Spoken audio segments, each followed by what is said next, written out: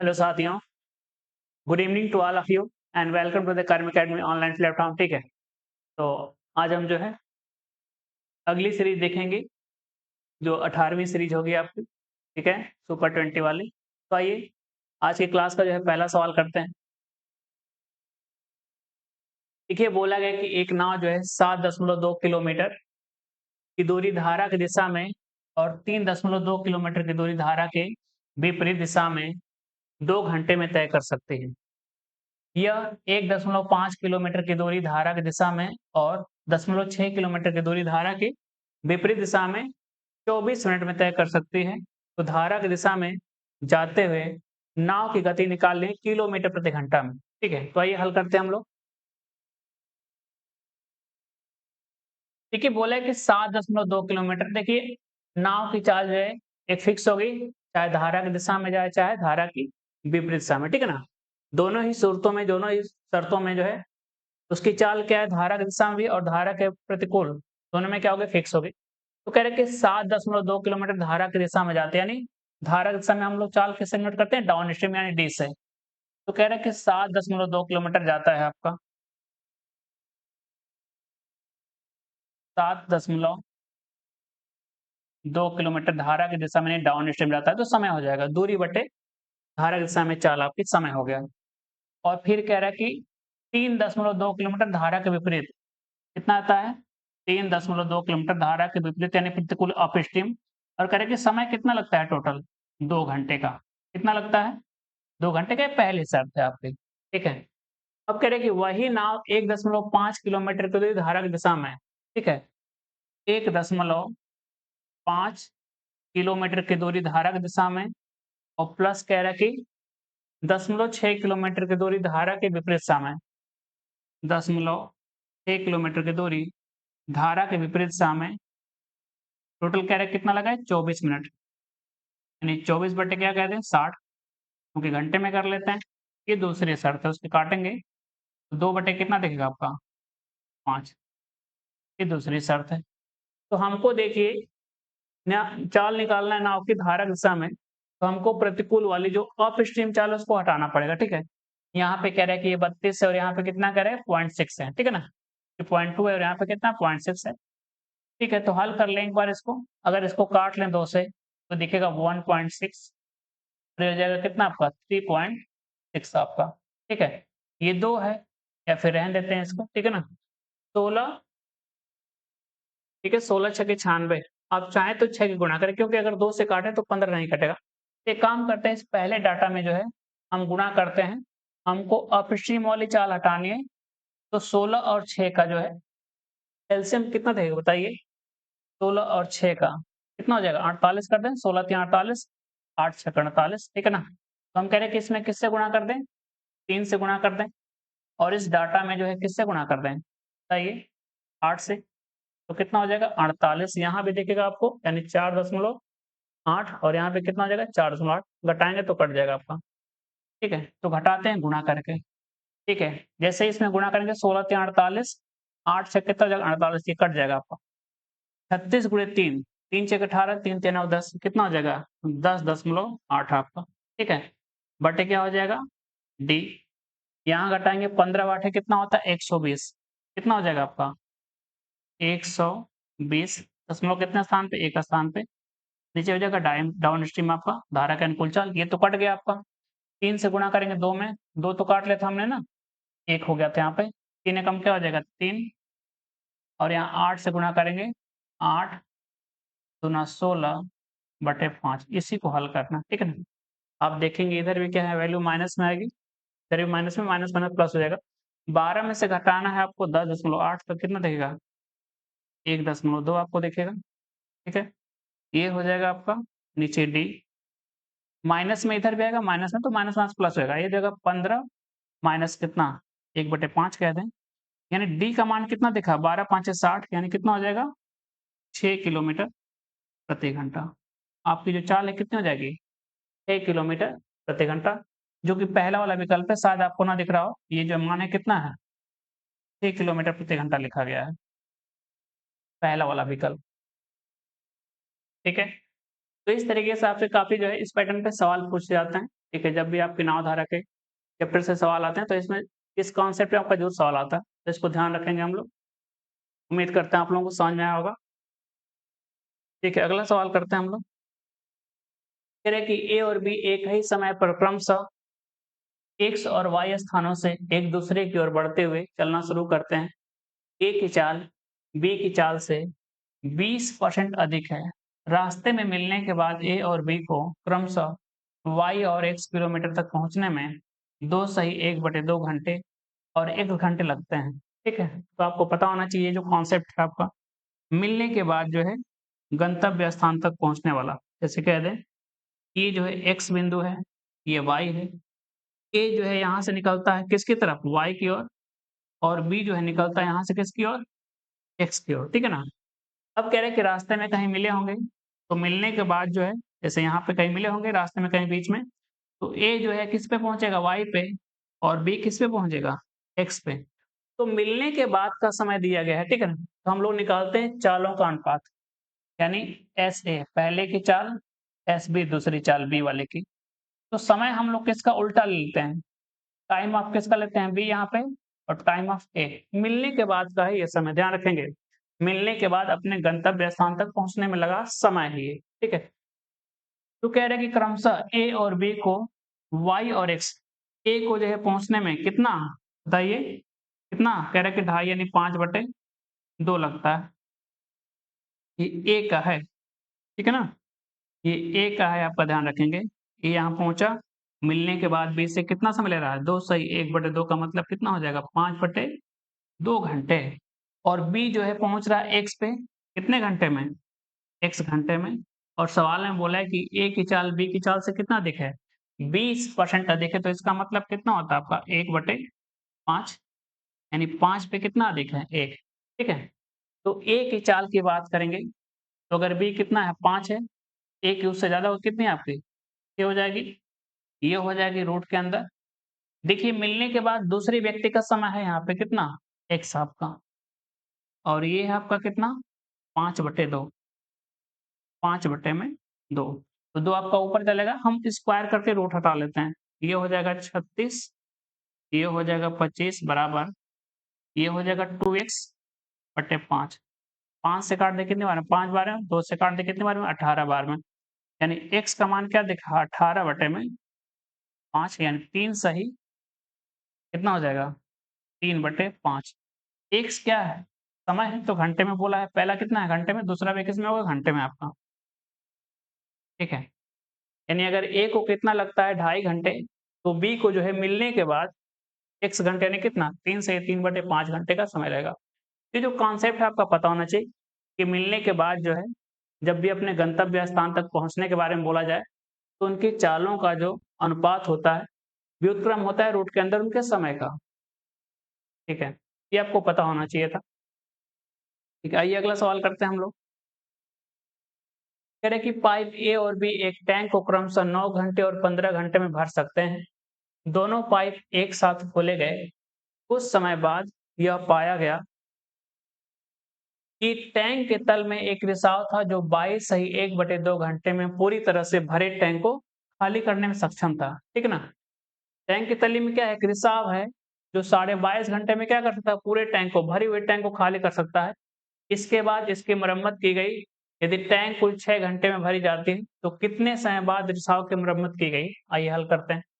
आपको पता है कि एलसीएम मेथड में हम लोग क्या करते हैं, जितने भी पाइप हो चाहे मैन व्यक्ति हो, उन सभी का जो पूरा कार्य करने का समय उसका एलसीएम लेते हैं। ठीक है ना, 3 लोग हैं, कह रहे कि पाइप ए जो है भरता है कितने घंटे में, पूरा 9 घंटे में भर लेता है, बी भरता है कितने में, 15 घंटे में, और एक रिसाव है आपका। ठीक है ना, पाइप सी कह दें चाहे रिसाव कह दें, जैसे आपकी इच्छा हो।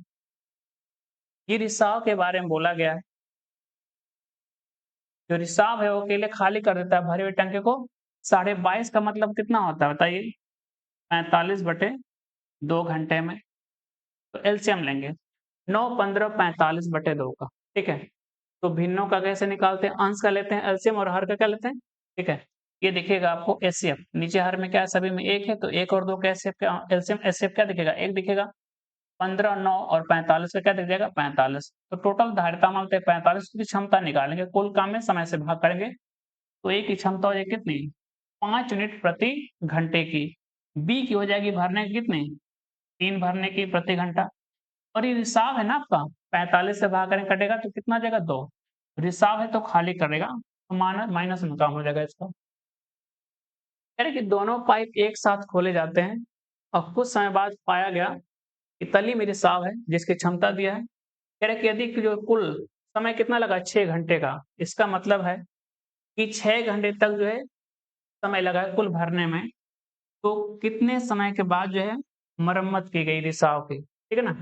जैसे शुरू में पता नहीं था कि रिसाव भी है टंकी में, तो पहला नल खुला, दूसरा भी खुला और रिसाव भी तो काम कर रहा है, तीसरा वाला रिसाव भी, ठीक है। जब पता चला कुछ समय बाद पता चला तो तीसरे पाइप यानी रिसाव को बंद कर दिया गया और फिर जो है पहला और दूसरा मिलकर जो है काम करेंगे और टोटल समय इस तरीके से कितना लगा 6 घंटे का। तो देखिए पहला और जो दूसरा पाइप है टोटल 6 घंटे काम तो करेंगे ना, ठीक है। यहाँ भी करेंगे और यहाँ भी, और टोटल कितना बोला कि 6 घंटे लग रहे हैं। इसका मतलब पहला जो पाइप है ए और जो दूसरा पाइप है बी, ये 6 घंटे तक काम कर रहे हैं, ठीक है ना।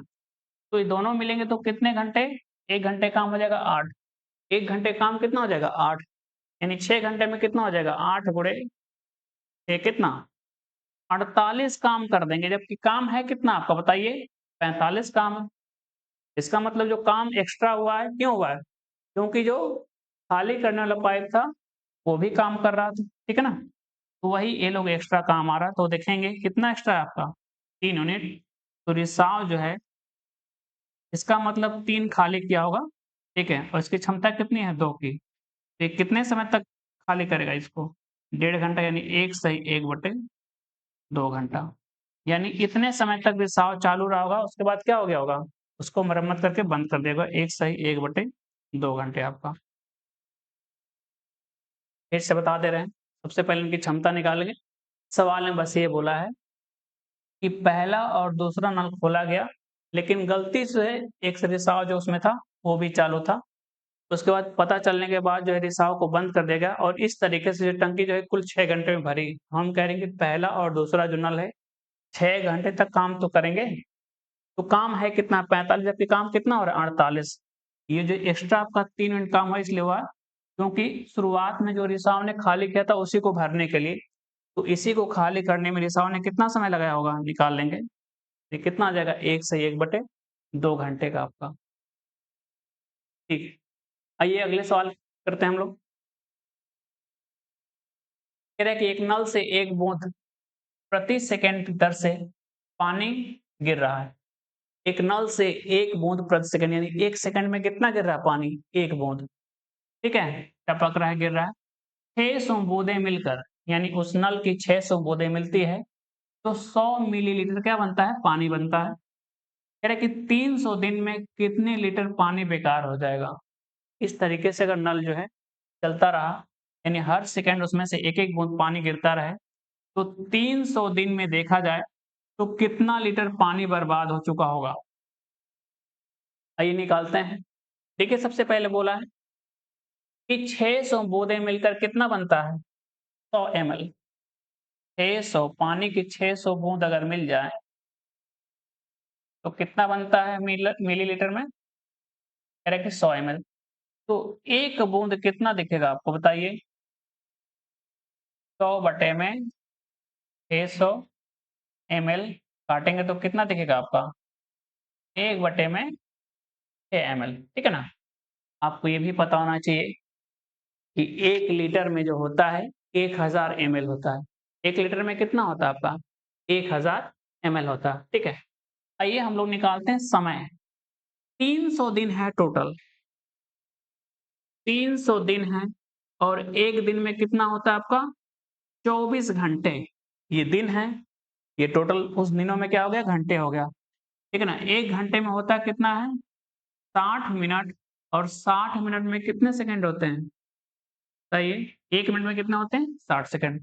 ये दिन हो गया, इसको बदला हमने घंटे में, ये घंटे हो गया, इसको बदला हमने मिनट में और मिनट को बदला हमने किस में सेकंड में। कितना सेकंड है, ठीक है ना। और आपको पता है कि एक बूंद जो है, ठीक है ना, एक बूंद जो है 1 सेकंड में गिरता है, यानी इतने सेकंड में इतनी बूंदें गिरी होगी। ये टोटल किसमें आ गया? सेकंड में आ गई। और 1 सेकंड में 1 बूँद गिनती है तो मतलब क्या? ये सॉरी बूँदे में हो गया और 1 बूँद का मान कितना है आपका एमएल में?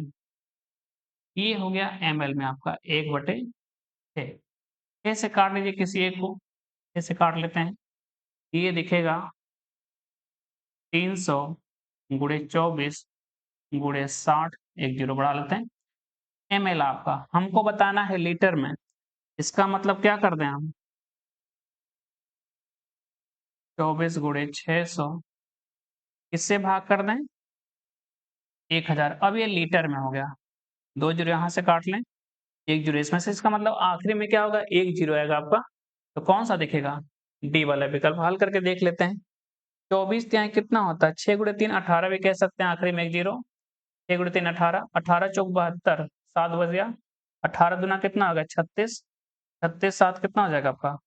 43। ये हो जाएगा 43 आपका।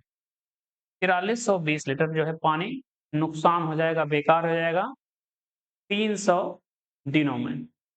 फिर से बता दे रहे हैं, कह रहा है कि एक बूंद जो है मिलता है, ठीक है, 1 सेकंड में गिरता है। एक बूंद जो है 1 सेकंड में गिरता है और कह रहे हैं कि उस नल की 600 बूंदें मिलकर 100 एमएल बनाती है, तो एक बूंद कितना बनाएगी? 1/6 एमएल।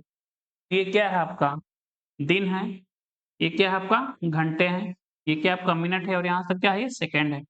और आपको होता है कि सेकंड जो है आपका इतना बूंद बनाएगा, कितने सेकंड में क्या होगा? इतनी बूंदें बनेगी और एक बूंद जो है एमएल में कितना? 1/6 के बराबर। हल करके निकाल लेंगे। आइए अगला सवाल करते हैं हम लोग। कह रहे हैं कि ए एक काम के 1/3 भाग को 10 दिनों में पूरा करता है। कह रहे हैं कि 1/3 भाग, ठीक है ना? 1/3 भाग को कितने में? 10 दिन में। तो पूरा भाग कितने में करेगा ए? 30 दिन में करेगा। कह रहे हैं कि बी जो है इसी काम के 3/5 भाग को 24 में। तो 3/5 भाग कर रहा है 24 में, तो यानी 8 से कटेगा, 8 5 40, यानी बी कितने दिन में करेगा? 40 दिन में करेगा। उन्होंने 10 दिनों तक एक साथ काम किया। बचे हुए इस काम को सी ने अकेले 15 दिनों में पूरा किया। इसी काम के 2/3 भाग को सी अकेला कितने दिन में कर पाएगा? तो आइए हल करते हैं हम लोग। ए की बात करेंगे तो ए जो है उस काम को करता है पूरा कितने दिन में? 30 दिन में। बी करता है कितने दिन में आपका? 40 दिन में। ठीक है ना? कितना हो जाएगा? 40 आपका। 3 से काटेंगे 8, 8 पंजे 40, ठीक है? इन दोनों का केवल समय पता है, सी का नहीं पता। ठीक है ना? ये हो जाएगा कितना? 120 हो जाएगा क्षमता, धारिता। क्षमता निकालेंगे, ए की कितनी दिखेगी? 4 की। और बी की दिखेगी कितनी? 3 की। अब कह रहे हैं कि उन्होंने 10 दिन काम किया, ठीक है? यानी ए प्लस बी जो है कितना दिन काम कर रहे हैं? 10 दिन। तो 1 दिन का काम है कितना? 4 3 7, तो 10 दिन का कितना हो जाएगा आपका? 70 यूनिट। शेष काम निकालेंगे, कितना बचेगा?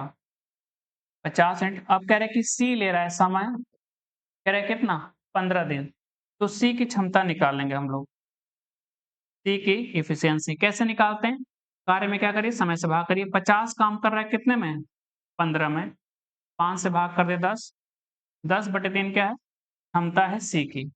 अब कह रहे हैं कि इसी काम के 2/3 भाग को सी अकेला कितने दिन में करेगा? तो काम कितना? 120। 2/3 करेंगे, 3 से भाग करेंगे, 40 दूना 80। यानी सी का समय पूछा है और काम कितना करना है? 80 आपको। ठीक है ना? क्योंकि 120 काम है, उसका 2/3 करना है। यानी 120 गुणे 2/3, 3 से काटेंगे 40 दूना 80 काम हो जाएगा।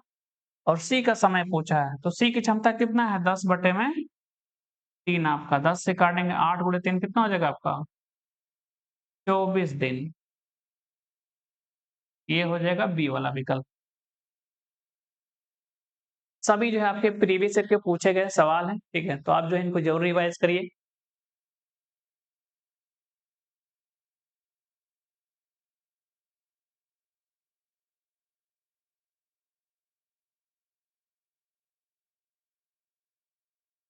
आइए अगला सवाल करते हैं हम लोग। कह रहे कि 37,500 रुपए की धनराशि, कह रहे कि 12% वार्षिक दर चक्रवृद्धि ब्याज दर से एक सही 1/3 वर्ष में कितना चक्रवृद्धि ब्याज देगा? यदि ब्याज जो है 8 मासिक आधार पर चक्रवृद्धि किया जाए, ठीक है ना? हम जो ब्याज की गणना कर रहे हैं किस पे कर रहे हैं? 8 महीनों के आधार पर, ठीक है ना? इसका मतलब है कि 8 महीने में जो भी आपका ब्याज मिलेगा, वो ब्याज क्या होगा? मूलधन में जोड़कर फिर ब्याज जो है जनरेट करेगा, ठीक है ना? क्योंकि चक्रवृद्धि ब्याज बोला गया आपका। ठीक है, आइए हल करते हैं। कह रहे कि मूलधन है कितना? 37,500। कह रहे कि अगर वार्षिक ब्याज कितनी है बताइए? 12%। तो 8 महीने के लिए ब्याज की दर कितनी हो जाएगी? मात्र 8%, क्योंकि 12 महीने वार्षिक कितना होता है? एक वर्ष में 12 महीने। 12 महीने के लिए ब्याज की दर अगर 12 है, ठीक है? 12 महीने के लिए ब्याज की दर कितनी है? 12 है, तो 1 महीने के लिए कितना होगा? 1% यानी 8 महीने के लिए कितना हो जाएगा? 8% मासिक के आधार पर, 8 मासिक के आधार पर। तो आपको पता है कि 8% होता है कितना बताइए? 8/100 यानी काटेंगे 4 से 2 बार में, 100 कटेगा 25 बार में। यानी अगर ₹25 लगाते हैं, तो 8 महीने में वो कितना ब्याज देगा? ₹2। तो हम निकालते हैं कि प्रिंसिपल से अमाउंट यानी मूलधन से मिश्रधन, ठीक है ना? कह रहे हैं कि अगर आप ₹25 लगाते हैं, तो 8 महीने में कितना हो जाएगा वो? ₹2 ब्याज के साथ 27 हो जाएगा। तो ऐसे कितने चक्र बनेंगे, ठीक है? तो आप देखेंगे कि ये समय है कितना? 1 वर्ष प्लस 1/3 वर्ष आपका। तो 1 वर्ष कितना होता है? 12 माह, और प्लस ये कितना होता है आपका? 12 से गुणा करेंगे यानी 4 माह। 12 और 4 कितना हो जाएगा टोटल? बताइए? 16 माह। तो 16 माह में 8 महीने के कितने चक्र बनेंगे? 2 चक्र। ठीक है, कितने बन जाएंगे? 2 चक्र बन जाएंगे आपके। यानी पावर कितनी हो जाएगी आपकी? 2 की हो जाएगी। ठीक है, अगर 3 चक्र बनते हैं तो पावर 3 की होती। ये हो जाएगा 25 का स्क्वायर कितना हो जाएगा? 625, और 27 का स्क्वायर कितना हो जाएगा? 729 आपका। तो कह रहे हैं कि 625 जो है वास्तव में है कितना आपको बताइए? 37,500। यानी कितने गुना है ये? 5 पचे 25, और ये हो जाएगा 6 से करते हैं, 6 5 30, 6 दूना 12, 3 15, 36, यानी कितने गुना है ये? 60 गुना है। तो ब्याज पूछा है, ब्याज निकाल लीजिए कितना है? 9 में से 5 जाएगा कितना दिखेगा? 4, 2 में से 2 जाएगा 0 हो जाएगा, 7 में से 6 जाएगा 1, और 1 का मान सवाल में कितना हो रहा है? 60 गुना हो रहा है। ये हो जाएगा 624, 0 आपका। 6240 रुपये आपको आना चाहिए। आपका जो ब्याज मिलेगा कितना मिलेगा? 6240 रुपए।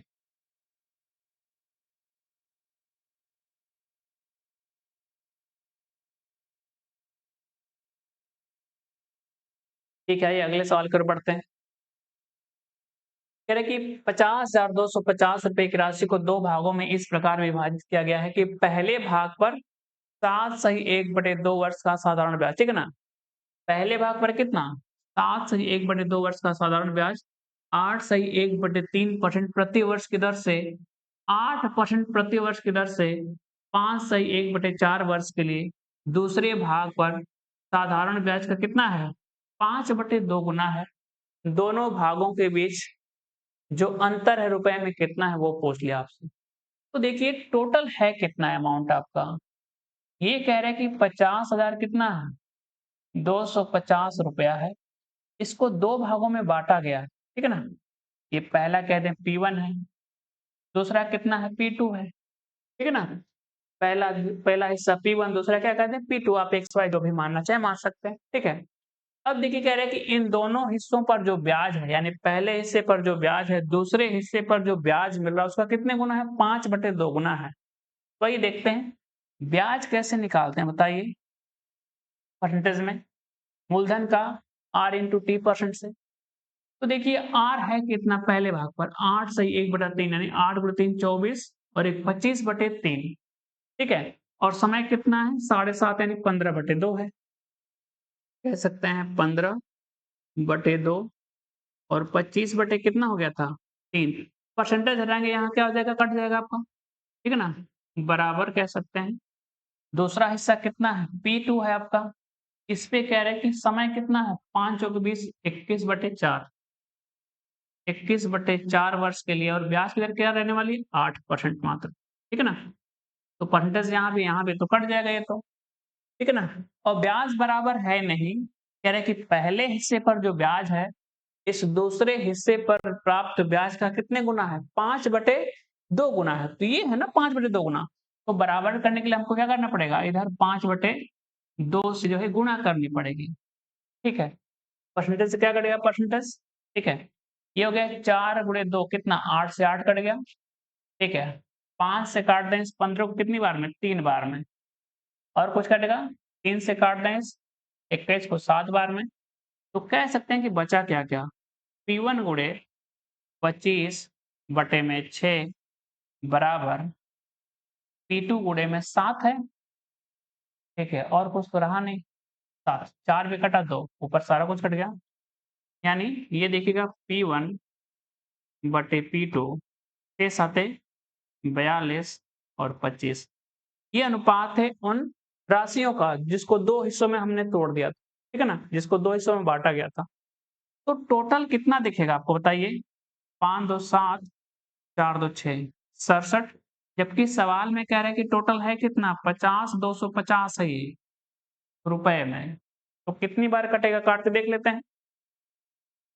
7 छक 42 8 छक 48 8 7 56 तो 8 बार तो नहीं जाएगा 7 बार जाएगा। ठीक है। भाग करके देख लेते हैं हम लोग।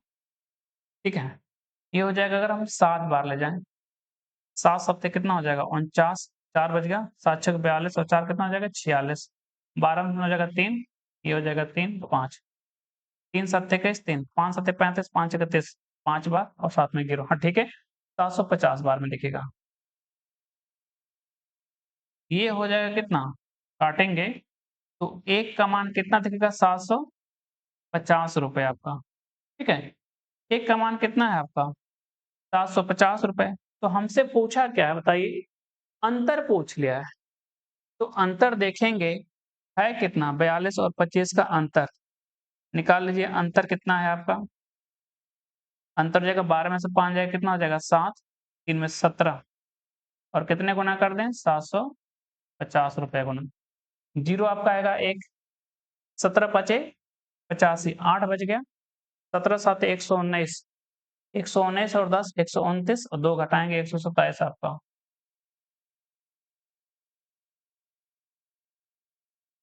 12750 रुपीज 12,750 रुपए 12,750 रुपए का अंतर होगा दोनों धनराशियों पर।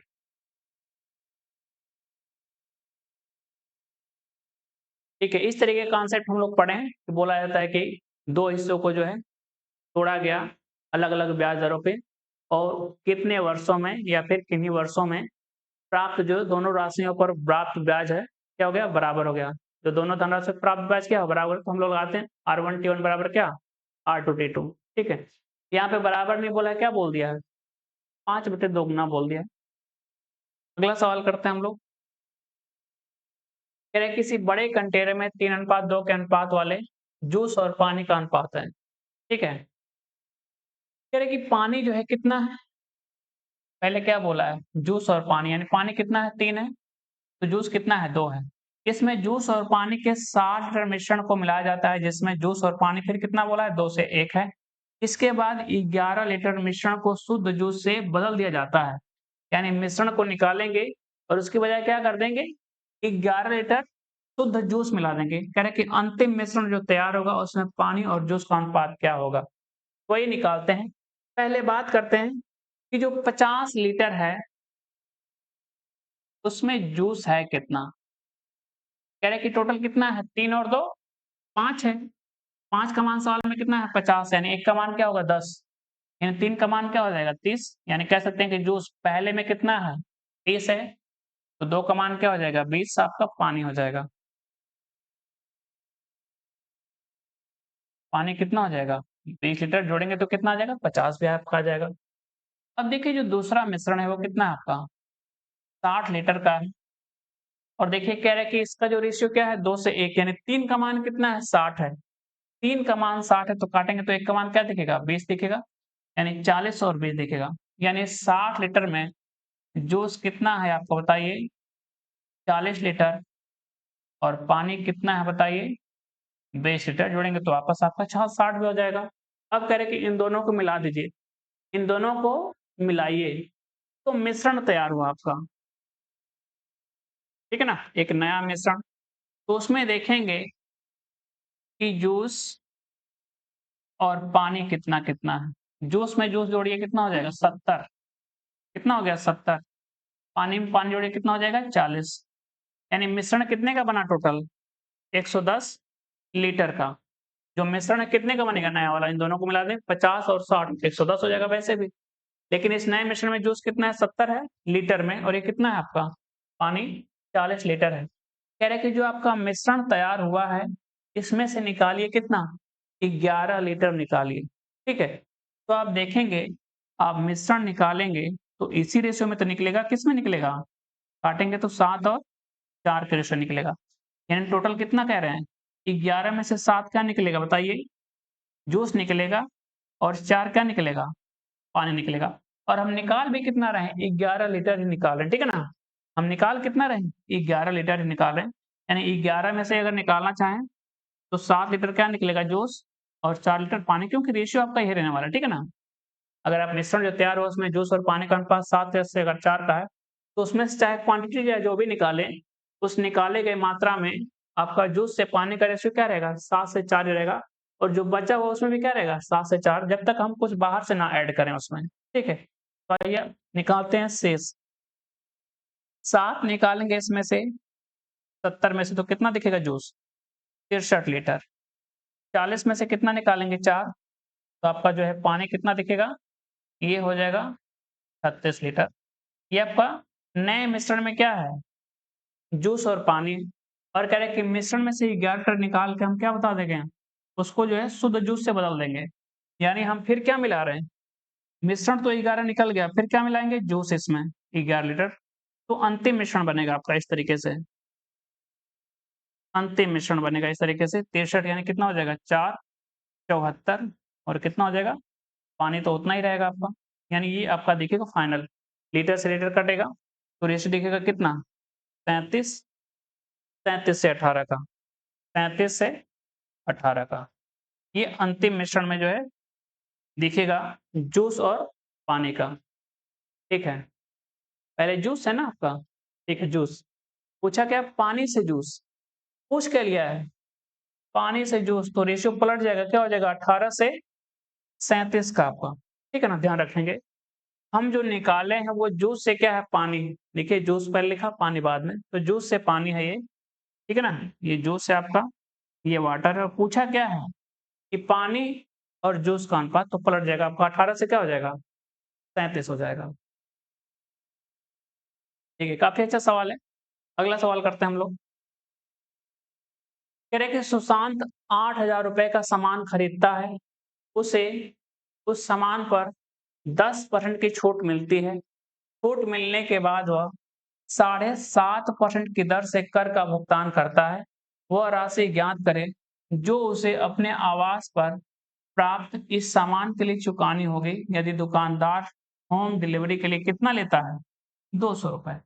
ठीक है, तो सबसे पहले तो देखेंगे सामान खरीदा कितने का 8,000 का, इस पे डिस्काउंट कितना है बताइए 10%। ठीक है ना, तो आपको पता है कि सीधा जो है हम 10% कैसे निकालते हैं, या फिर कह सकते हैं कि हम 90% निकाल लें सीधा, कितना हो जाएगा 90% 90/100 कितना हो जाएगा 7200 रुपए। ठीक है ना, डिस्काउंट करने के बाद कीमत क्या हो गई 7200 रुपए चुकाने थे, लेकिन टैक्स कितना लगा उस पे 7.5%। ठीक है ना, कितना ऐड करना है बताइए, टैक्स भी तो है उसका, टैक्स ऐड करिए 7.5%। तो देखिए किसका निकालना है आपको 7200 का 7.5 कितना होता है 15/2%।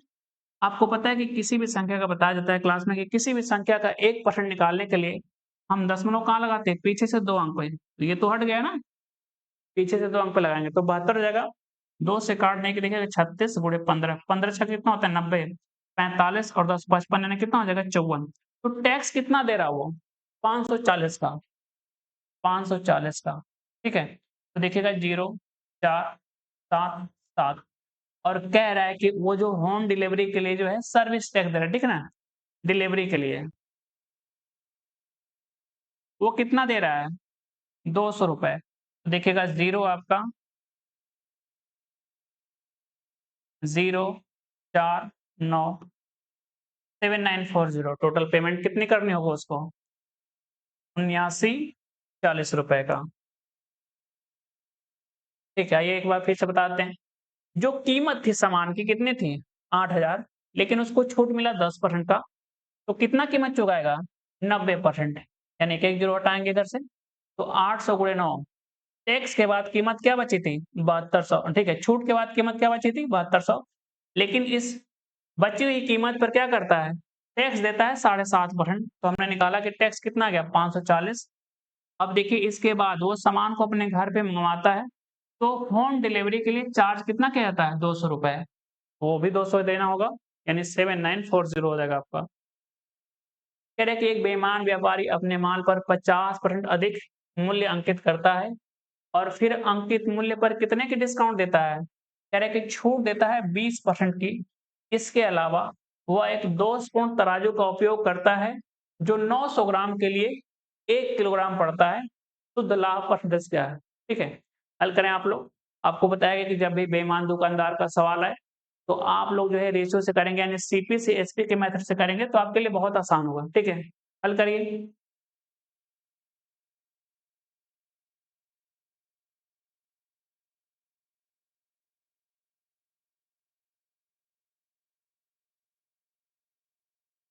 आइए चेक करते हैं इसको। देखिए बेईमान दुकानदार के लिए क्या करना है आपको? सीपी से सीधा एसपी का रेशियो देखना है। सीपी का मतलब क्या है कि आपको ये देखना है कि दुकानदार के लिए उस कीमत की, ठीक है ना, उस वस्तु की लागत यानी कीमत क्या होने वाली है, ठीक है ना। और एसपी का मतलब क्या है कि वो कितने में बेचने की कोशिश कर रहा है उसको। ठीक है, तो कह रहा है कि एक दुकानदार, एक बेईमान दुकानदार अपने सामान पर क्या करता है? 50% अधिक मूल्य अंकित करता है। यानी 50% का मतलब कितना होता है? 1/2। यानी कह सकते हैं अगर 100 रुपए की कीमत है, तो उसपे 50 बढ़ा के लिखेगा, यानी सामान 100 रुपए का है, 50 बढ़ा के लिखेगा तो कितना लिख देगा? 150। तो रेशियो क्या दिखेगा? 2 से 3 का। आप यहाँ भी कह सकते हैं कि अगर 2 का सामान है तो उसपे 1 ज्यादा लेगा ना वो। 2 का सामान है तो 1 बढ़ा के लिखेगा, कितना लिख देगा? उसपे 3। यानी कह रहे कि हमारी लागत 2 की है लेकिन हम बेचेंगे कितने में? 3 में। अब देखिए और अगली शर्त क्या करें? कह रहे कि अंकित मूल्य पर कितने की छूट देता है? 20% का मतलब कितना होता है? 1/5। यानी कह रहे कि 5 रुपए क्या है अगर अंकित मूल्य, तो उसपे 1 की हम छूट देंगे। यानी कह रहे हैं कि अगर 5 रुपए हमारी लागत है, तो हम 1 रुपए की छूट दे रहे हैं, इसका मतलब बेचेंगे कितने में? 4 में बेचेंगे। अब कह रहे हैं कि इसके अलावा उसके पास एक ऐसा तराजू है कि अगर वो 900 ग्राम तौल के दे, तो वास्तव में उसपे दिखा कितना रहा है? ग्राम को 1 किलोग्राम। ठीक है ना? तो बताइए जितना दुकानदार तौल के देगा, जितना क्या करेगा? तौल के वास्तव में देगा, वही तो दुकानदार की लागत होगी। दिया कितना तौल के? 900 ग्राम। जबकि दुकानदार से पैसा कितने का लिया? 1000 ग्राम का। ठीक है, क्योंकि दुकानदार को दिखा कितना रहा है वो तराजू में? 1 किलोग्राम। तो जितना दिखेगा उतना ही तो पैसा लेगा वो, जबकि लागत कितने की थी? 900 की थी। हल करेंगे, 2 जीरो यहाँ से हटाएंगे, 2 जीरो यहाँ से। ठीक है, काट दें इसको। 5 दूना कितना दिखेगा? 10। इधर क्या बचा? 9। इधर क्या बच गया? 4 तिहाई 12। काटेंगे तो 3 और क्या दिखेगा? 4। ठीक है ना? ये सारी चालाकियां करने के बाद उसने अंत में क्या किया? 3 का सामान कितने में बेचा है? 4 में। तो लाभ तो हुआ है, तो निकालेंगे लाभ प्रतिशत। लाभ हो रखा है 1 का कितने पे? लागत मूल्य 3 पे। और आपको पता है कि 1/3 होता है कितना है? सही है 33, सही 1/3%, या फिर इसी को बोलते हैं 33.33%। ठीक है, तो हो जाएगा कितना आपका? 33 के आसपास। इसका जो शुद्ध लाभ होने वाला है कितना है? सही 33%। ठीक है, जब भी आपका बेईमान दुकानदार का सवाल है तो बस सीधा क्या करिए? सीपी से एसपी का रेशियो लेने की कोशिश करिए। ठीक है, बस ये देखिए कि उसकी लागत क्या होने वाली है और वो कितने में जो है बेचने की कोशिश कर रहा है। आइए अगले सवाल की ओर बढ़ते हैं। कह रहे एक चुनाव में 3 उम्मीदवार हैं, ए, बी और सी। कह रहे कि 10% जो है पात्र मतदाताओं ने मतदान ही नहीं किया। 10% लोगों ने क्या किया? अपना मत का प्रयोग नहीं किया। ठीक है ना? अपने मत का प्रयोग नहीं किया, मतदान ही नहीं किया। अब जितना मतदान है उसमें बोले, कह रहे कि मतदान करने वालों में से 45% ने किसे दिया? ए को दिया। 35% ने किसे दिया? बी को। और शेष के 20%, ठीक है ना, शेष जो 20 45 और ये कितना हो गया 80, हाँ शेष कितना बचेगा 20%। और ये किसको दे रहे हैं, सी को। ए को डाले गए मतों में से कितना परसेंट, 30%, और बी को डाले गए, ठीक है ना, ये डाले गए मतों में से होना चाहिए, मतों में से 20% मत को बाद में अवैध माना गया, जबकि सी को डाले गए सभी मतों को वैध माना गया। ठीक है, सी को डाले गए सभी मतों को वैध माना गया यदि ए को बी से 882, ए को बी से 882 अधिक वैध मत प्राप्त हुए, तो सी को कितने वैध मत प्राप्त हुए। ठीक है ना, हमको जो है टोटल उम्मीदवारों से, टोटल मतदान से कोई मतलब नहीं, हमारा जो काम है केवल यहाँ से होगा। ठीक है ना, ठीक है, क्योंकि इसके बारे में कुछ बोला नहीं गया आपसे सवाल में, हमें केवल वैध मतों की संख्या के बारे में पूछा गया, और ये जो है केवल यहीं तक इसी से रिश्ता रखता है। ठीक है ना, इसी से जुड़ा हुआ है। और हम कह दें कि मतदान हुआ कितना, डाले गए मतों की संख्या मान लेते हैं, डाले गए मत कितना मान लें, अगर हम 100 मान लें, कितना मान लें 100, ये डाले गए मत जो है 3 लोगों में पड़े हैं, ए को पड़ा है, बी को पड़ा है, सी को पड़ा है। ठीक है ना, 3 लोगों में कह रहे कि 45%, 35% और कितना बताइए 20%, इन टोटल 100 है, तो ए को कितना पड़ा है 45%, यानी कितना हो जाएगा 100 का 45% कितना हो जाएगा 45 दिखेगा। कह रहे कि ए को कितना है 45 हो गया, बी को कितना है 100 का 35%, यानी कितना दिखेगा सीधा 35 दिखेगा। तो कितना दिखा 100 में से इसको 45%, इसको 35%, टोटल कितना हो गया आपका 80%। वही कह रहे हैं कि सी को कितना मिल रहा है बचा हुआ 20%, यानी 100 का 20% कितना होगा आपका 20 होगा। अब कह रहा है कि ए को डाले गए मतों में से कितना खराब हो गया 30%, तो आप निकालिए 30%। एक काम करते हैं, एक जीरो और बढ़ा लेते हैं ताकि क्या हो जाए आपके लिए निकालना आसान हो जाए, इसको 1000 कर लेते हैं। ठीक है, एक जीरो और बढ़ेगा यहाँ पे। ठीक है, अब इसका कह रहे कि 30% खराब हो गया, कितना खराब हो गया 30% खराब हो गया यहाँ पे। ठीक है ना, कमी हो जाएगी। और यहाँ पे कितना खराब हुआ आपका, बी को डाले गए मतों का 20% खराब हो गया यहाँ पे। कितना खराब हो गया 20%। अब कह रहे कि सी को जितने भी मत पड़े वो सभी सही है, ठीक है ना, यानी टोटल 200 यूनिट सही है। और कह रहे कि यदि ए को बी से कितना अधिक वैध मत प्राप्त हुआ, तो निकालेंगे सबसे वैध मत पहले, वैध मतों की संख्या। 30% तो खराब हो गए ना, तो कितना खराब हो गया 45 का 3 गुना, कितना बचेगा आपका 70%। आपको पता है कि 450 का कितना निकालना है 70%, तो आपको पता है कि पहले 10% निकालेंगे।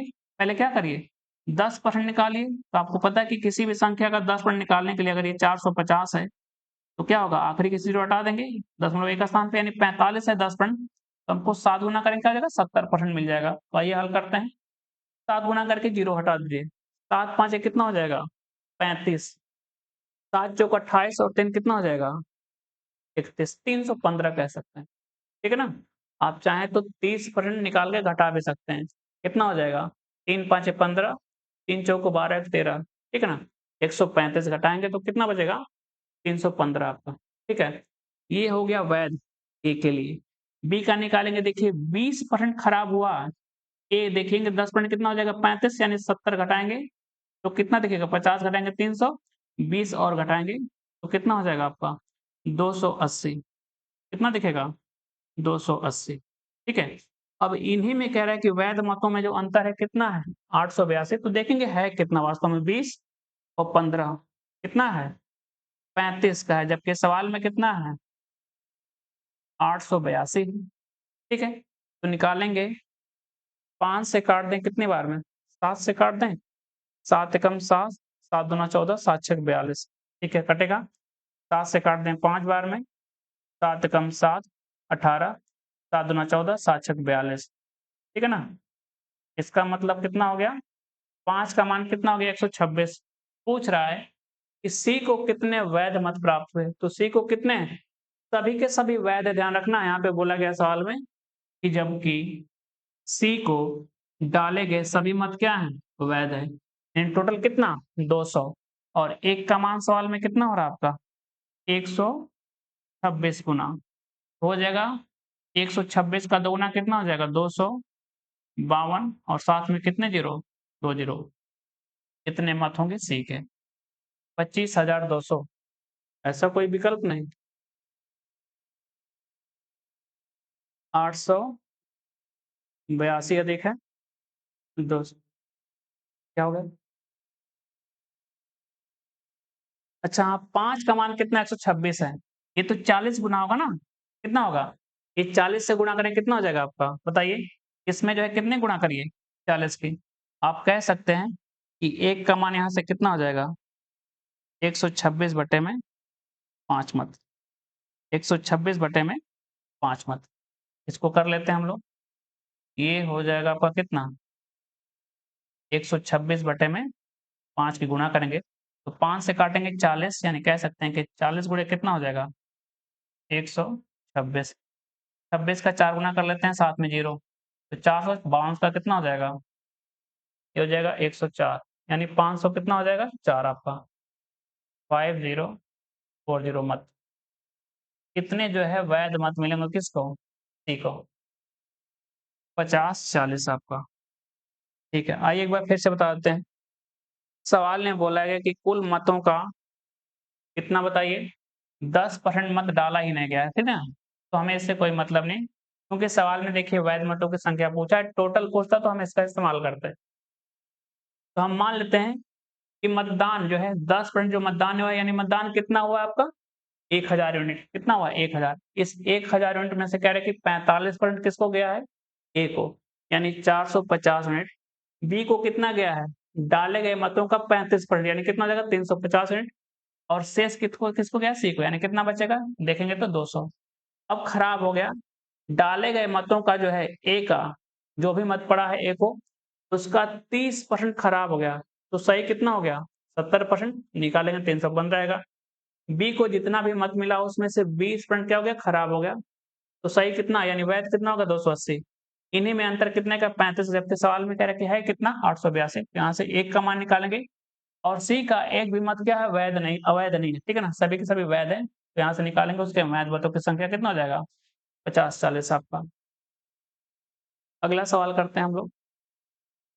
कह रहे कि ए और बी प्रत्येक ने 70,000 रुपए का निवेश करके कोई व्यवसाय शुरू किया। कह रहे कि दो व्यक्ति हैं ए और बी, ये जो है प्रत्येक के बारे में बोला गया है, यानी दोनों कितना निवेश करते हैं शुरुआत में? 70,000 का निवेश करते हैं। कह रहे कि 10 महीने के बाद ये जो है कितना? 40,000 की और अतिरिक्त राशि का निवेश करता है। पहले 70,000 था, फिर और कितना लगा रहा है 10 महीने बाद? 40,000। और 2 महीने बाद, और उसके 2 महीने बाद कह रहा है सवाल में, यानी 10 महीने यहाँ है, 2 महीने और, यानी कितना हो जाएगा? और 2 महीने बाद, एंड टोटल 12 महीने बाद की बात कर रहा है। बी कितना निकाल लेता है? 20,000। और 2 महीने बाद, उसके और 2 महीने बाद, यानी 12 महीने हुआ था और 2 महीने बाद, और कितना हो जाएगा? 14 महीने बाद। तीसरा व्यक्ति सी जो है व्यवसाय में शामिल होता है, कितने राशि के साथ? 40,000 निवेश करता है। यदि 2 वर्ष के अंत में सी को अपने लाभ के हिस्से के रूप में कितना मिलता है? 7500 रुपए। तो लाभ में एक का हिस्सा ज्ञात करें। विकल्प है 27,000, 25,500, 42,000, 20,625। तो आपको पता है कि लाभ का जो बंटवारा है हम लोग कैसे करते हैं? बताइए। कुल निवेश के अनुपात में। कैसे करते हैं हम लोग? कुल निवेश के अनुपात में। और कुल निवेश कैसे निकालते हैं हम लोग? पूंजी गुणे समय से। तो सबसे पहले बोला है कि ए और बी ने दोनों ने लगाया कितना है? 70,000, ठीक है ना? ठीक है, कितना है ये? 1,000 को हम के लिख देते हैं, ठीक है ना? 70 के कह देते हैं, ताकि आपका जो है डाटा थोड़ा छोटा लिखने में लगे। 70 के लगाता है कितने महीनों के लिए? 10 महीनों के लिए लगाता है। उसके बाद राशि में बदलाव कर रहा है। कितना और लगाता है? 40,000। कितना लगाता है? 40,000 नहीं, 40 के लगाता है। कितना लगाता है? 40 के लगाता है आपका। तो 70 पहले 40 बाद में, यानी कितना हो जाएगा? 110 के। और समय निकालेंगे। टोटल जो है निवेश की पूंजी कितने समय तक है व्यवसाय में? 2 वर्ष तक है। तो टोटल 10 महीने हो गया ना आपका। तो कितना बचेगा? 2 वर्ष का मतलब कितना होता है? 24 माह। कितना होता है? 24 माह। तो 10 महीने तो ये हो गया, तो बाकी की राशि कितनी बचेगी आपकी? 14 माह के लिए। ये हो गया ए का टोटल निवेश। बी शुरुआत में कितना लगाया था बताइए? 70,000, यानी ये भी 70 के लगाया था, ठीक है। लेकिन कह रहा है कि ए के राशि में बदलाव, यानी 10 महीने बाद बदलाव करता है, उसके और 2 महीने बाद जो है बी बदलाव करता है और कितना निकालता है बताइए? 20,000, यानी 20 के निकालेगा। तो इसका निवेश शुरुआत में कितना था? 70 के, 20 के निकालेगा तो बचे कितना बताइए? 50 के। यहाँ हमने इसका समय नहीं लिखा, ठीक है ना। ये 2 महीने बाद बोला है, 10 महीने के 2 महीने, यानी टोटल कितने महीने तक? ये 12 महीने तक ये पूँजी लगी थी और प्लस अब 50 के हो जाएगा, घटेगा 20 के। तो अब इसकी राशि कितना है? शेष 24 महीने होने के लिए कितना बचेगा? मात्र 12 महीने। अब सी का निकालते हैं हम लोग, सी का। सी जो कह रहा है कि इस बी की राशि के बदलाव करने के बाद 10 महीने यहाँ, 2 महीने 12 महीने, उसके और 2 महीने बाद, यानी 14 महीने बाद टोटल कह रहा है। कितना लगाता है? 40,000। आपका कितना लगाता है? 40,000 लगाता है। और जो है कितना समय बचा है? टोटल 14 हो गया ना, तो कितना बचेगा? 10 महीने मात्र। कितना बचेगा? 10 महीने मात्र। इसी का अनुपात लेना है। आप देखेंगे सभी में शायद एक-एक जीरो है आपका, ठीक है, बिल्कुल है। एक-एक जीरो हटा लेते हैं। एक-एक, हाँ, यहाँ पे एक ही जीरो है, तो एक जीरो हटाते हैं इसमें से, एक यहाँ से, सभी में एक-एक जीरो कॉमन कर लेते हैं, ठीक है। हो जाएगा 70 के प्लस 110, 114, 11 गुणे 14 बचेगा ना आपका, गुणा कर लेते हैं। 14 कम 14, 14 कम 14 और कितना हो जाएगा ये? 15, ठीक है ना। 14 कम 14 1 बच गया, 15 आपका। इतना के बचेगा, हो जाएगा आपका बी के लिए कितना? 7, 12 7 कितना हो जाएगा? 84 के और प्लस 12 पाँचे 60 के। सी का कितना हो जाएगा? सीधा 40 के। तो के भी सभी में कॉमन है ना, 1000 वाला 3 जीरो वो तो कट जाएगा। लिखेंगे सीधा के काट के, ठीक है। ये हो जाएगा 4, 7 5 12 यानी 2, तो 24। ये हो जाएगा 4 8 6 14, ठीक है, 40। तो आप काट दें, किससे कट रहा है ये? ठीक है, इसको काट दें, 8 से कट रहा है, ठीक है। 8 दूना 16, 8 से काटेंगे, 8 दूना 16, 6, 8 अठैयम 64, 8 एकम 8, 6 8 अठैयम 64, 8 पंजे 40, ठीक है ना। ये रेशियो देखिएगा आपका 28 18 5 का। तो कह रहे हैं कि सी का जो लाभ है, इसी 5 का मान सवाल में कितना बोल दिया है? 7500 रुपए। कितना गुना दिखेगा? 1500 गुना। कह रहे हैं कि सी का लाभ देखिए कितना आ रहा है? 5 आ रहा है ना, जबकि सवाल में कितना बोला है कि सी को अपने लाभ के हिस्से के रूप में कितना मिलता है? 7500, यानी 5 का कितने गुना हो रहा है? 1500 गुना 7500। तो ए का कितने गुना हो जाएगा बताइए? ये भी 1500 गुना हो जाएगा आपका, यानी आखिरी में डबल जीरो आएगा। 15 वाट है 120, यानी जीरो 12 बच गया आपका। 15 दूना 30 और 12 कितना हो जाएगा? 42,000 रुपए। तो जो है 2 वर्ष के अंत में, हाँ, ए को जो है कितना मिलेगा लाभ के रूप में? 42,000 रुपए। ठीक है, ये सभी जो है प्रीवियस ईयर के सवाल लिए गए हैं, तो आप जो है इनको रिवाइज करते रहे, ठीक है ना, प्रैक्टिस के माध्यम से। आइए अगला सवाल करते हैं हम लोग। कह रहे हैं कि ए बटे बी बराबर सी बटे डी बराबर ई बटे एफ बराबर क्या है? 2/5 है। यानी कह रहा है कि ए किसके बराबर है? सी के बराबर। सी किसके बराबर है? ई के बराबर है। बी किसका बराबर? डी किसका बराबर? एफ। यानी इसका मतलब ये आपस में सभी बराबर हैं। यानी ए सी ई ऊपर बराबर है आपका, तो कॉमन कर लें आप सभी को, ए लिख सकते हैं। इससे इसको मतलब क्या लिख सकते हैं आप? ए लिख सकते हैं। ई को भी क्या लिख सकते हैं? ए, क्योंकि ए सी ई क्या है? बराबर है। नीचे बी बराबर है किसके? डी के। डी बराबर है किसके? एफ के। यानी बी, इसको भी आप बी बना लीजिए, इसको भी क्या बना लीजिए? बी। तो ऊपर देखेंगे ए कॉमन दिखेगा और नीचे क्या दिखेगा? बी। बाकी सारा मटेरियल क्या हो जाएगा? कट जाएगा आपका, ठीक है ना। बाकी जो भी मटेरियल बचेगा, करनी में 7 प्लस करनी में 11 प्लस करनी में 15, नीचे भी तो सेम है, तो कट जाना है। यानी बनेगा क्या रेशियो आपका? ए बाय बी, जो कि कितना है आपका? 2/5 कौन सा दिखेगा? डी वाला विकल्प। यही तो लिखा है ए बाई बी कितना है आपका? 2/5 है। वही तो यहाँ भी आ रहा है आपका 2/5। तो कितना दिखेगा सीधा? 2/5 आपका। अगला सवाल करेंगे हम लोग। अरे 3 संख्याएं हैं a/3 b और c का जो माध्य है, ठीक है? कह रहे कि वही है जो b/3 c/3 और x का माध्य है। इन 3 संख्याओं का माध्य वही है जो इन 3 संख्याओं का माध्य है। तो कह रहे कि 3x का मान क्या है?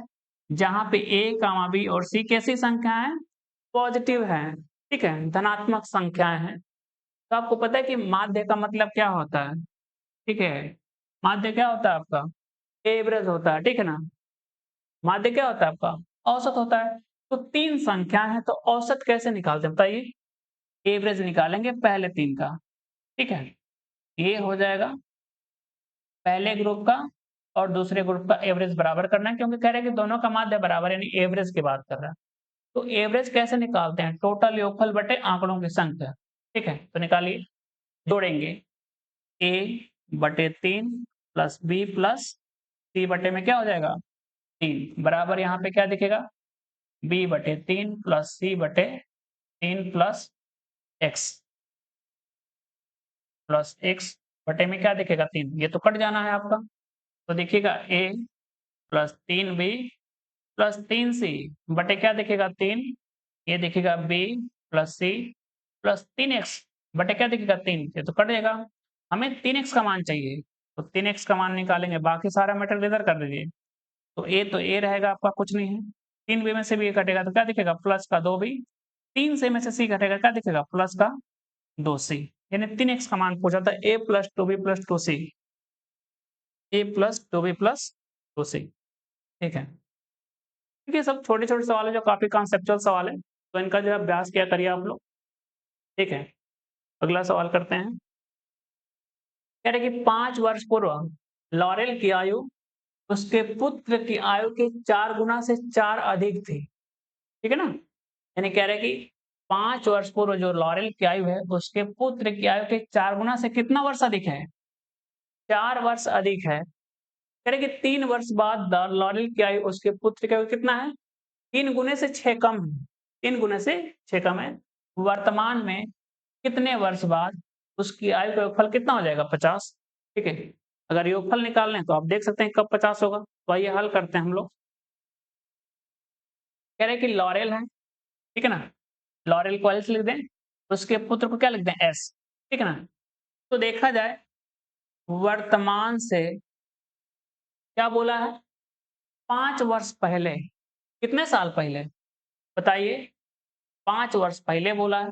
वर्तमान में जब भी जाते हैं तो ऊपर की तरफ हम लोग को ऐसे करते लिखे, ठीक है ना? तो देखिए कह रहे हैं कि 4 गुना से 4 ज़्यादा है। अगर ये x वर्ष का है, तो ये कितने का है? 4 गुना है आपका, 4x और कितना ज़्यादा है? 4, इतने वर्ष का है ये, ठीक है ना?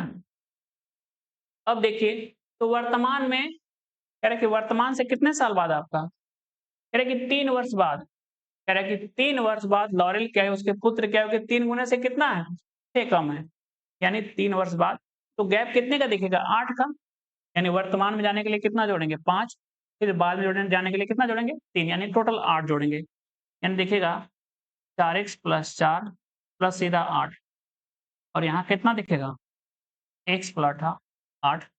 अब सवाल में कह रहे हैं कि जो लॉरेल की आयु है, उसके पुत्र की आयु के 3 गुने से कितना कम है? 6 कम है।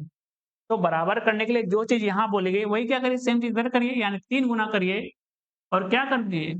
6 कम कर दीजिए।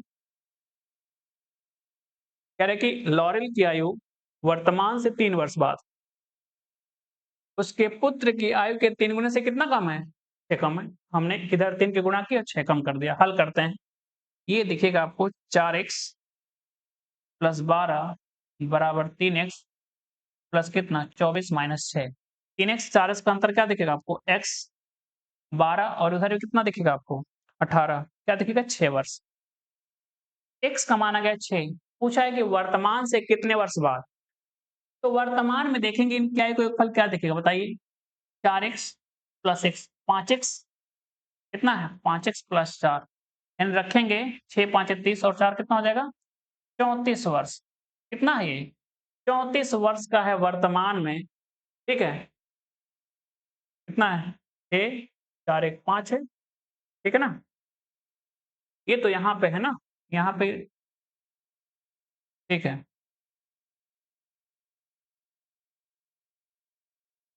आप देख सकते हैं, यहाँ पे देखें तो कितना दिखेगा टोटल? 5x प्लस 4 आपका, यानी कितना दिखा ये? कितना? 35 4 34 वर्ष का। तो पूछा है कितने साल, वर्तमान में कितना दिखेगा? 5 साल ये भी बढ़ेगा, 5 साल ये, टोटल कितना बढ़ेंगे ये? 10, यानी कितना दिखेंगे? 44 वर्ष वर्तमान में। तो 50 होने के लिए और वर्तमान से कितना साल बाद? तो 50 होने के लिए मात्र कितना चाहिए? 6 साल चाहिए। तो पहला लॉरेल भी 3 साल बढ़ेगा और उसका बेटा भी 3 साल बढ़ेगा, यानी कितने साल बाद? 3 साल बाद। वर्तमान से 3 साल बाद, वर्तमान में कितना योगफल है? 44 वर्ष का। तो 3 साल बाद, ठीक है ना? लॉरेल पे कितना बढ़ेगा? 3 वर्ष, और उसका पुत्र पे कितना बढ़ जाएगा? 3 वर्ष, यानी टोटल ग्रोथ कितने की होगी उम्र में? 6 साल की। 44 प्लस 6 कितना हो जाएगा? 50 आपका। और पूछा भी कि 50 वर्ष कब हो जाएगा? आइए हल करते हैं, ठीक है। आपका जो है आवर्ती दशमलव का सवाल पूछ लिया, ठीक है। काफ़ी अच्छा है, कैलकुलेटिव है, ठीक है। आइए हल करते हैं। सबसे पहले इसको चेंज करेंगे, फिर क्या दिखेगा आपको? आपको पता है कि दशमलव के बाद जितनी संख्याओं पे बार होता है, उतने ही क्या आते हैं नीचे? 9 आते हैं, यानी ये बन गया। भाग है ये, इसको क्या लिखेंगे बताइए? लिखेंगे 105 और कितना घटाएँगे इसमें से? बताइए? जितनी संख्याओं पे बार नहीं उसको घटाएँगे, यानी कितने पे बार नहीं है? 10 पे। 1 और 0 यानी 10 पे। और दशमलव के बाद जितनी संख्याओं पे बार है उतने 9, और जितनी संख्याओं पे बार नहीं उतने क्या आएँगे? 0। दशमलव के बाद 5 भी बार ना, यानी केवल 1 पे, तो 1 9, दशमलव क्या है? 0 आपका ऐसे बिना बार के, तो 1 क्या आ जाएगा आपका? 0 आ जाएगा। तो 105 में से कितना घटाएँ? 10, तो क्या दिखेगा आपका? 95 बटे में 90। भाग है ना आपका, पलट दे तो क्या बन जाएगा? गुणा, यानी 90 बटे क्या बन जाएगा ये? 95। ब्रैकेट बंद कर लेते हैं। ये क्या है? भाग है, ठीक है। पलट देंगे तो क्या बन जाएगा? ये भी गुणा बन जाएगा। और कितना है ये? 409। कह रहा है कि 409, 4 दशमलव है आपका, और कह रहा है कि 2 पे बार है आपका। तो दशमलव के बाद देखेंगे, ये 409 बनेगा सीधा, और घटेगा कितना? जितने पे बार नहीं, यानी 4 घटेगा।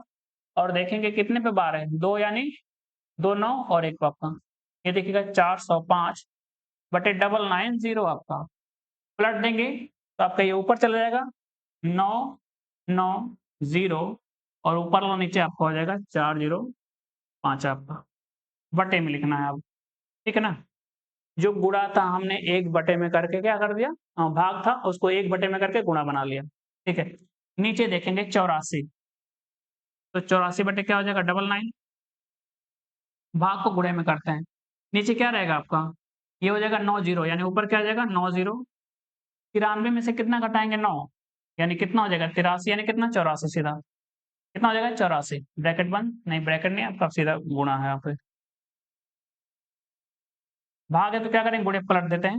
54 है तो ऊपर क्या आ जाएगा? 99, नीचे क्या बन जाएगा? 54 आपका। हल कर लेते हैं इसको। 95 से 95 खत्म हो गया, ठीक है। ये 90 बटे कितना? 99, ये भी कितना है? 90 बटे 99, 84 84 खत्म हो गया। ये सारा मैटर इधर का खत्म हो गया, ठीक है। 99 से कितनी बार में? 10 बार में। तो ऊपर दिखा आपको 10, ये 54 ऊपर जाएगा आपका, तो गुणे क्या दिखेगा? 54, और नीचे यहाँ क्या है? 405।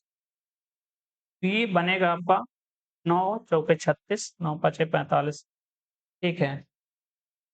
5 से काटते हैं इसको, 5 8 40, 5 एकम 5, 5 से काट दें 2 बार में। 27 दूना कितना होता है? 54, 27 तिया कितना होता है? 81, यानी 4 बटे क्या दिखा? 3। तो मिक्स फ्रैक्शन लिखेंगे सही भिन्न में, 1 बार जाएगा, 1 बचेगा, और 3 आपका। 1 सही 1 बटे 3, 1 सही 1 बटे 3 आपका, ठीक है। जो भाग है उसको पलट के गुणा में कर लीजिए, ठीक है ना? तो आपके लिए आसान हो जाएगा। अगला सवाल करते हैं हम लोग। कह रहा है कि 2 की पावर 2, और ब्रैकेट में लिखा गया, आपको पता है कि ब्रैकेट के बाहर अगर पावर हो तो क्या होती है? सीधा गुणा होती है, ठीक है। और आपको पता है कि अगर बेस बराबर हो, x यहाँ भी x यहाँ भी, तो घातें क्या होती हैं? भाग में घट जाती हैं। तो लिखते हैं इसको 2 की पावर 2 ब्रैकेट में क्या कहते हैं x और a माइनस बी, ठीक है, और होल पावर क्या है आपका a प्लस बी, गुणे का साइन, ठीक है। ये हो जाएगा 3 की पावर 2, यहाँ भी x बेस है यानी b माइनस सी, और होल पावर क्या है आपका b प्लस सी। ये आपका कितना है 6 की पावर माइनस 2, और गुणे में आपका x की पावर क्या बनेगा c माइनस ए, और c प्लस क्या दिखेगा a आपका, ठीक है। आप देखेंगे 2 और 3 मिलके क्या बन जाएगा 6 की पावर 2, 6 की पावर माइनस 2 से कट जाएगा ना आपका।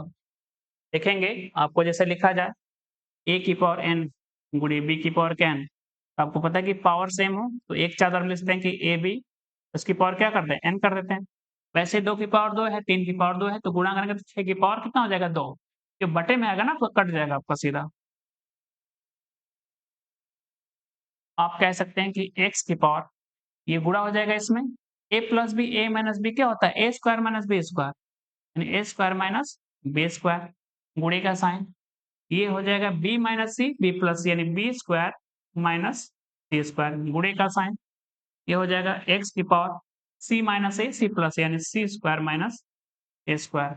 आपको पता है कि अगर बेस बराबर हो तो घातें क्या होती है गुणे में जुड़ जाती है। ये हो जाएगा a square minus B square plus का क्या हो जाएगा बी स्क्वायर माइनस सी स्क्वायर प्लस का सी स्क्वायर माइनस क्या हो जाएगा ए स्क्वायर। तो क्या क्या कटा आपका माइनस बी से प्लस, माइनस ए से प्लस, माइनस ए से सब कुछ कट गया ना आपका। तो एक्स पर क्या बचा 0, तो इसका मान होता कितना है 1 आपका। किसी भी संख्या की पावर 0 उसका मान क्या हो जाएगा 1 आपका। अगला हल करते हैं हम लोग।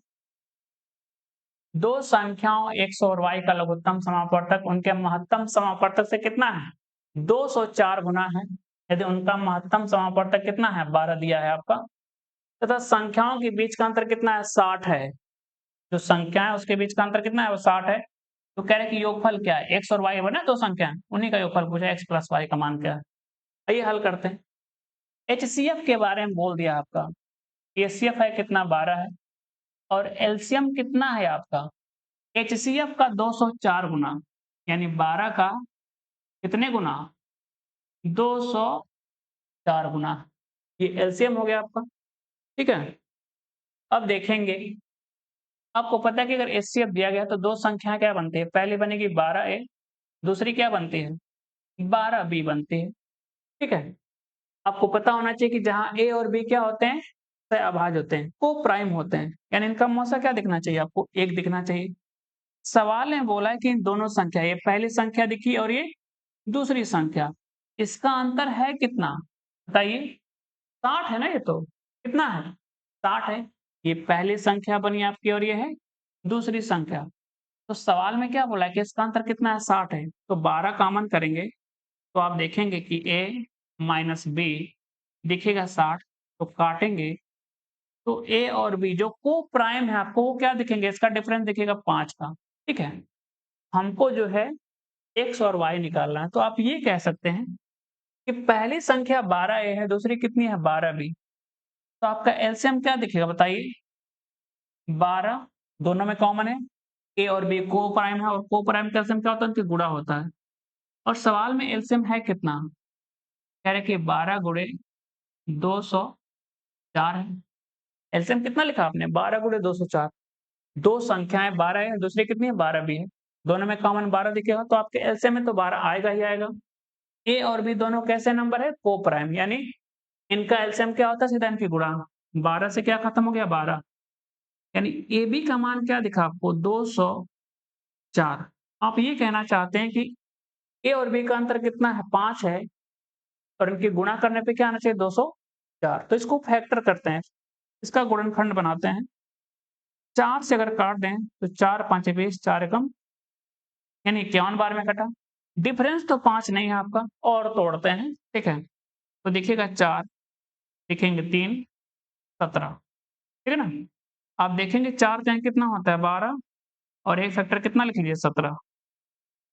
आप देखिए अंतर कितना हो गया 5, देखिए ए और बी कितना है आपका डिफरेंस 5 है, और 12 और 17 में डिफरेंस कितने का है बताइए 5 का है। इसका मतलब जो को प्राइम आपने लिया उसमें से एक क्या है ए है, दूसरा कितना आपका बी, यानी ए का मान 12 है तो बी का मान कितना है 17। आपसे पूछा है कि योगफल क्या है, ठीक है, तो योगफल क्या दिखेगा, ये तो दिखेगा। योगफल पूछा है आपसे, आपसे क्या पूछ लिया है, योगफल पूछ लिया है, तो निकाल लेते हैं योग x प्लस वाई। पहली संख्या क्या है 12 प्लस ए, 12 ए, दूसरी क्या है 12 बी, तो 12 कॉमन है और a प्लस बी चाहिए, तो a प्लस बी कितना है, एक कितना था आपका 12, दूसरा कितना आपका 17, यानी कि कह सकते हैं कि 12 गुणे कितना है 29, 12 नवा 108, यानी कौन सा दिखना चाहिए 348, 108 10, 12 दूना 24, 10 कितना हो जाएगा 34, 348 आपका।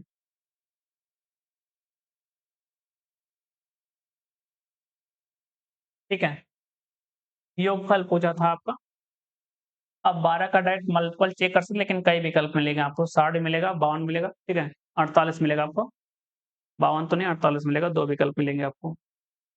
अगला हल करते हैं, आखिरी सवाल है आज का, ठीक है, कह रहे कि 6 अंकों वाली संख्याएं, 6 अंकों वाली संख्या 4 7 9 x into Y into Z, कह रहे कि ये डिविजिबल है किससे, 7 से, 11 से, 13 से। तो आपको पता है कि इससे कटने का मतलब क्या है, कि सीधा किससे कटे 1001 से। 7 11 13 से कटने का मतलब क्या है कि संख्या 1001 से कट रही है। और आपको पता होना चाहिए कोई भी संख्या जो 3 अंकों की है अगर 2 बार रिपीट हो रही है तो हमेशा किससे कटती है ये 1001 से, ठीक है ना। इसका मतलब इसका क्या होगा रिपीटेशन होना चाहिए तभी ये 1001 से कटेगा। इसका मतलब ये कहना चाहते हैं यही संख्या रिपीट होगी आपकी 479 479, 3 अंकों की कोई भी संख्या रिपीट होकर 2 बार लिखी जा रही है, इसका मतलब हमेशा किससे कटती है 1001 से। और 1001 से कटने का मतलब है किससे-किससे कटेगी, 7 से भी कटती है, 11 से भी कटती है और किससे 13 से। यानी x का मान क्या दिखा आपको 4, y का मान क्या दिखा 7 और z का मान क्या दिखा आपको 9। तो पूछा है y plus Z, Y plus Z, 9 7 कितना हो जाएगा 16, और कह रहा है x यानी 4 से भाग करिए तो कितना आ जाएगा 4, यानी कौन सा विकल्प बी वाला विकल्प। ठीक है, तो उम्मीद करते हैं आप लोगों को जो है क्लास पसंद आएगा, ठीक है। तो आप लोग जो है अपने दोस्तों को भी इसे शेयर करिए, ठीक है। बहुत बहुत धन्यवाद सभी लोगों का, गुड नाइट सभी लोगों को।